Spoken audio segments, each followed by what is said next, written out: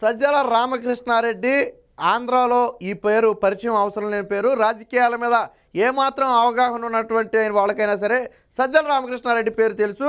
జగన్మోహన్ రెడ్డి తర్వాత ఆయన ప్లేస్లో చలామణి అవుతున్నటువంటి వ్యక్తి సజ్జల రామకృష్ణారెడ్డి. అయితే ఆల్రెడీ నిన్న మనం ఒక వీడియోలో మాట్లాడుకున్నాం. సజ్జల రామకృష్ణారెడ్డి ఆ చీఫ్ కౌంటింగ్ ఏజెంట్లకు ట్రైనింగ్ ఇస్తూ వారిని రెచ్చగొట్టే విధంగా మాట్లాడాడు. అంటే ఎదుటి వ్యక్తుల మీద దాడులు చేయండి, దౌర్జన్యాలు చేయండి, ఆ రూల్స్ అండ్ రెగ్యులేషన్స్ ఏమీ మనం ఫాలో అవ్వాల్సిన అవసరం లేదు, అందుకు కాదు మనం ఇక్కడికి వచ్చిందని చెప్పి కొన్ని వ్యాఖ్యలు చేయడం జరిగింది. ఇవన్నీ కూడా రెచ్చగొట్టే వ్యాఖ్యలే. సో ఆల్రెడీ దీని గురించి మనం మాట్లాడుకున్నాం, ఎలక్షన్ కమిషన్ సీరియస్ యాక్షన్ తీసుకోవాలని.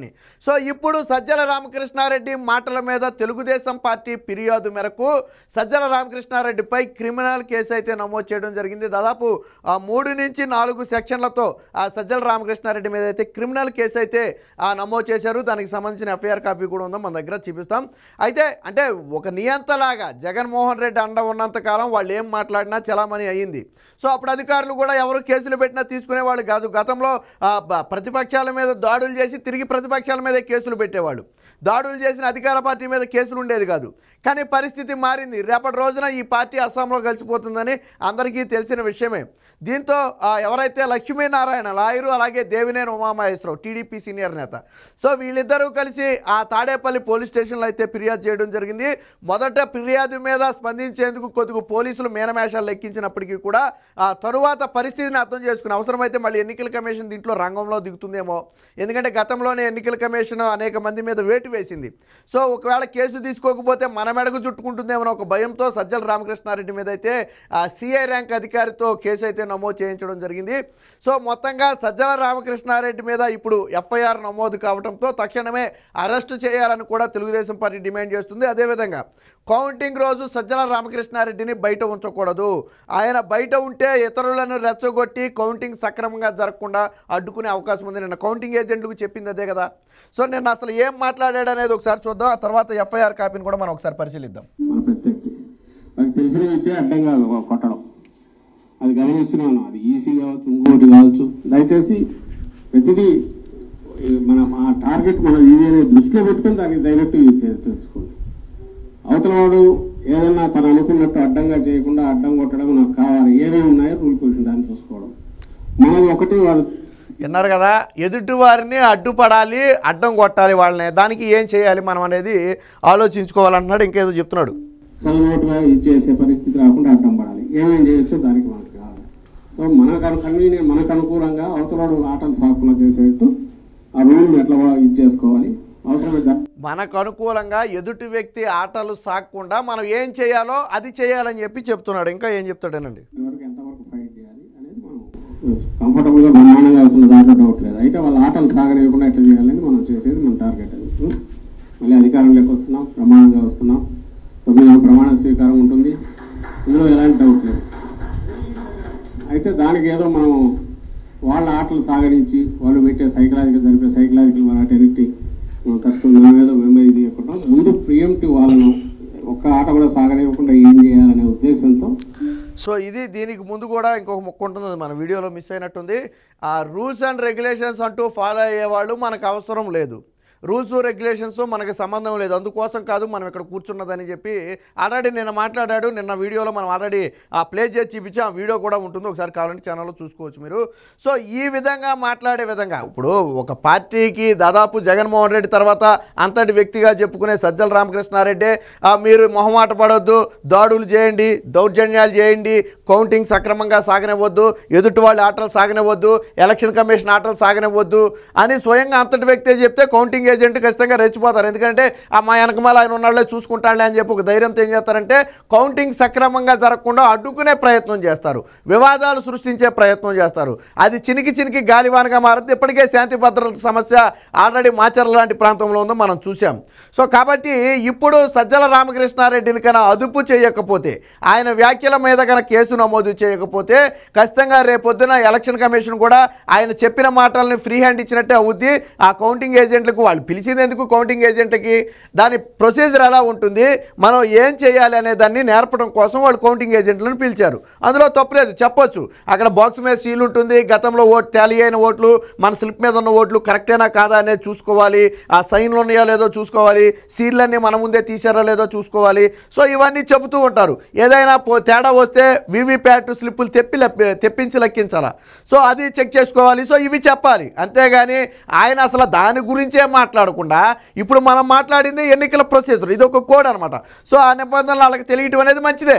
కానీ అసలు అది ఎక్కడా మాట్లాడకుండా మీరు ఎదుటివారి ఆటలను సాగనివ్వద్దు, మీరు మెత్తగా ఉంటే కుదరదు, రూల్స్ ఫాలో అవడానికి మనం ఇక్కడ రాలేదు, ఎదుటివారిని అడ్డుకోవడానికి ఏం చేయాలో మనం అన్నీ చేయాలా, తెగించాలా, మనం ఈ టైపు మాట్లాడటం అంటే రెచ్చగొట్టడమే. సో దానికి గాను ఇప్పుడు సజ్జల రామకృష్ణారెడ్డి మీద కేసు నమోదైంది. ఆ ఎఫ్ఐఆర్ కాపీ కూడా ఒకసారి చూపిస్తా.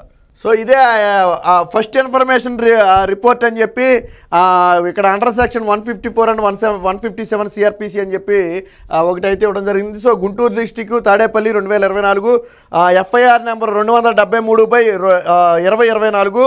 సో డేట్ 30వ తారీఖు అంటే నిన్న నమోదు చేసినట్టుగా తెలుస్తుంది. సో ఏమేమి సెక్షన్లు నమోదు చేశారనేది మనం ఇక్కడ చూడవచ్చు. ఇవన్నీ కూడా criminal sections. Criminal case Sajjala Ramakrishna Reddy మీద నమోదు చేసింది ఏంటంటే విద్వేషాలను పురుగొల్పే విధంగా ఆయన వ్యాఖ్యానించిన నేపథ్యంలో ఆయన మీద క్రిమినల్ కేసులు నమోదు చేశారు.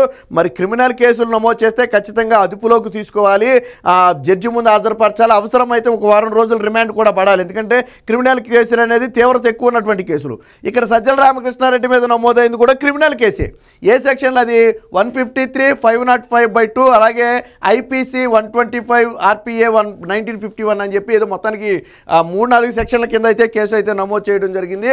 సో దానికి సంబంధించిన పూర్తి వివరాలు, ఎఫ్ఐఆర్కి సంబంధించినటువంటి పూర్తి వివరాలన్నీ కూడా ఇక్కడ ఉన్నాయి. So Tadepalli YSR party office address అని చెప్పి తాడేపల్లి టౌన్ అని చెప్పి ఆయన అయితే ఇవ్వడం జరిగింది. సో కంప్లైంట్ ఇచ్చిన వ్యక్తి ఎవరయ్యా అంటే గుడిపాటి లక్ష్మీనారాయణ, ఈయనతో పాటు మరొక వ్యక్తి టీడీపీ నేత దేవినేని ఉమామహేశ్వరరావు కూడా ఉన్నారు. సో ఈయన కంప్లైంట్, ఈయన వాస్తవానికి ఒక అడ్వకేట్గా ఉన్నాడు. సో ఈయన కంప్లైంట్ని బేస్ చేసుకునే వాళ్ళైతే కేసు అయితే నమోదు చేయడం జరిగింది. సో ఇక్కడ చూడొచ్చు సజ్జల రామకృష్ణారెడ్డి అని చెప్పి ఆయన వివరాలన్నీ కూడా ఇక్కడ రాశారు, ఎక్కడ ఉంటాడు ఏంటనేది. సో దానికి సంబంధించిన పూర్తి వివరాలు, ఎఫ్ఐఆర్కి సంబంధించినటువంటి ఇతర వివరాలు అని మనం ఇక్కడ చూడొచ్చు.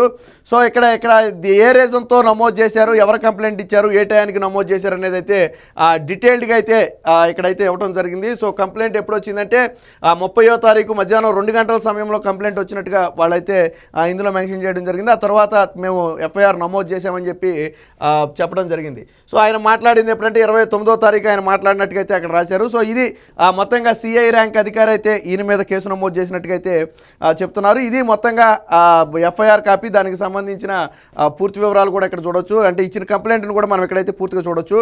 సో ఏం కంప్లైంట్ ఇచ్చారు ఏంటనేది. సో ఇది గుడిపాటి లక్ష్మీనారాయణ ఇచ్చినటువంటి కంప్లైంట్. సో ఆ కంప్లైంట్ని తీసుకున్నట్టుగా పోలీసులు కూడా నిన్న సైన్ చేయడం జరిగింది. ఆ తర్వాతే దీని మీద కేసు, వాస్తవానికి మొదట్లో సజ్జల రామకృష్ణారెడ్డి మీద కేసు నమోదు చేయడానికి మొదట్లో కొంచెం సంకోచించారు. ఎందుకంటే సజ్జల రామకృష్ణారెడ్డి మీద కేసు నమోదు చేయడం అంటే దాదాపు జగన్మోహన్ రెడ్డి మీద కేసు నమోదు చేయడం అంత ఇది. సో మొదట్లో భయపడ్డారు. కాకపోతే ఇక్కడ 2 కోణాలు. ఒకటి, రేపొద్దున ఎలాగా ప్రభుత్వం మారబోతుంది ఒకటి, రెండోది ఎలక్షన్ కమిషన్ ఇందులో ఇన్వాల్వ్ అయ్యిందనుకోండి, ఎందుకు కేసు నమోదు చేయలేదని ముందు వాళ్ళందరి మీద సస్పెన్షన్ వేసే అవకాశం ఉంది. ఎందుకంటే అది క్రిమినల్ చర్యలు తీసుకోవడానికి అనుకూలమైనటువంటి వ్యాఖ్యలు అవి. ఎలక్షన్ కమిషన్ సీరియస్గా తీసుకునేటువంటి వ్యాఖ్యలు. సో రేపు ఎన్నికల కమిషన్కి వీళ్ళేం ఫిర్యాదు చేస్తారు, పోలీసులు కేసు తీసుకోవట్లేదని ఫిర్యాదు చేస్తే అప్పుడు ఎన్నికల కమిషన్ రంగంలో దిగుతుంది. సో అప్పుడు పోలీసుల మేడకు చుట్టుకుంటుంది. ఆల్రెడీ ఐపీఎస్ స్థాయి అధికారులకే దిక్కులేదు, డీజీ ర్యాంక్ స్థాయి అధికారులకే దిక్కులేదు. కాబట్టి మనకెందుకు వచ్చిన తలనొప్పి అని చెప్పి పోలీసులు చివరి సెకండ్లో అయితే సజ్జల మీద అయితే కేసు నమోదు చేశారు. ఇప్పుడు సజ్జల మీద కేసు నమోదైంది కాబట్టి ఖచ్చితంగా ఆయన అయితే మరి విచారణకైతే స్టేషన్కి పిలవాల్సి ఉంటుంది. అదుపులోకి తీసుకుని ఖచ్చితంగా మరి జడ్జి ముందు కూడా హాజరుపరచాల్సి ఉంటుంది. మరి ఈయన ఏమన్నా హైకోర్టుకి మరి ముందస్తు బెయిల్కి ఏమన్నా వెళ్తాడేమో తెలియదు. ఎందుకంటే పిన్నెల్లి రామకృష్ణారెడ్డి చూడండి అలాగే పారిపోయి విధ్వంసాలు చేశాడు, పులిని అన్నాడు, మేసాలు తిప్పాడు. చివరికి పోలీసులు ఎంటర్ అయ్యేటప్పటికి పిల్లిలాగా రాష్ట్రం వదిలి పారిపోయి కోర్టుకి వెళ్ళిపోయి యాంటిసిపేట్ బెయిల్ ముందస్తు బెయిల్ తెచ్చుకున్నాడు. సో ఇప్పుడు అలాగే సజ్జల రామకృష్ణారెడ్డి కూడా ఏమన్నా కోర్టుకి పరిగెత్తుకుపోయి మరి ముందస్తు బెయిల్ తెచ్చుకుంటాడా, లేదా వీళ్ళు ఎంతలోనే పోలీసులు తీసుకెళ్ళి అరెస్ట్ చేసి జడ్జి ముందు ప్రవేశపెడతారనే చూడాలి. ఏది ఏమైనా రెచ్చగొట్టే వ్యాఖ్యలు చేసిన సజ్జల రామకృష్ణారెడ్డికి అయితే ఎన్నికల కమిషన్ కానివ్వండి, ఇటు పోలీసులు కానివ్వండి, ప్రతిపక్షాలు కానివ్వండి దీన్ని సీరియస్గా తీసుకోవడంతో కేసు నమోదైంది. ఇక ఇలాంటి వ్యాఖ్యలు ఎవరు చేసినా ఖచ్చితంగా దానికి బాధ్యులే. దానికి ఒక ఉదాహరణ ఈరోజు సజ్జల రామకృష్ణారెడ్డి చేసినటువంటి వ్యాఖ్యలు. వైసీపీ విధ్వంసాలు దాడులు చేసి అంటే అక్కడ ఒక గలాటా సృష్టించి లబ్ధి పొందాలనేది ప్రయత్నం చేస్తుందనేది నిన్న సజ్జల రామకృష్ణారెడ్డి మాటలతో బయటపడింది. కాబట్టి ఇప్పటికైనా వైసీపీ నేతలు ఎవరైనా సరే కౌంటింగ్ రోజు వివాదాలు సృష్టించాలనే ఆలోచనలో ఉంటే తక్షణమే మానుకోవాలి. ఎందుకంటే ఎన్నికల కమిషన్ పెట్టే కేసులు ఏవి కూడా ఆషామాషిగా ఉండవు, అది అందరికీ తెలిసిన విషయమే. ఇప్పుడు సజ్జల రామకృష్ణారెడ్డి మీద కూడా ప్రస్తుతానికి వీళ్ళు నమోదు చేశారు కాబట్టి సరిపోయింది. ఏది ఏమైనప్పటికీ సజ్జల రామకృష్ణారెడ్డి మీద కేసు నమోదు చేయడంతో ఇప్పుడు వైసీపీలో ఒక రకంగా టెన్షన్. అంతేకాదు ఈయన కౌంటింగ్ రోజు ఖచ్చితంగా గృహ నిర్బంధం చేసి ఉంచాలి, లేదంటే ఇలాంటి వ్యాఖ్యలతో రెచ్చగొట్టే వ్యాఖ్యలతో కౌంటింగ్ సక్రమంగా జరగకుండా అడ్డుకునే అవకాశం కూడా ఉందని చెప్పి టీడీపీ నేతలు అయితే డిమాండ్ చేస్తున్నారు. మరి పోలీసులు అరెస్టు చేసి మరి జడ్జి ముందు ప్రవేశపెడతారా లేదా సజ్జల రామకృష్ణారెడ్డి వెళ్ళి ముందస్తు బెయిల్ తెచ్చుకుంటాడనేది వేచి చూడాలి.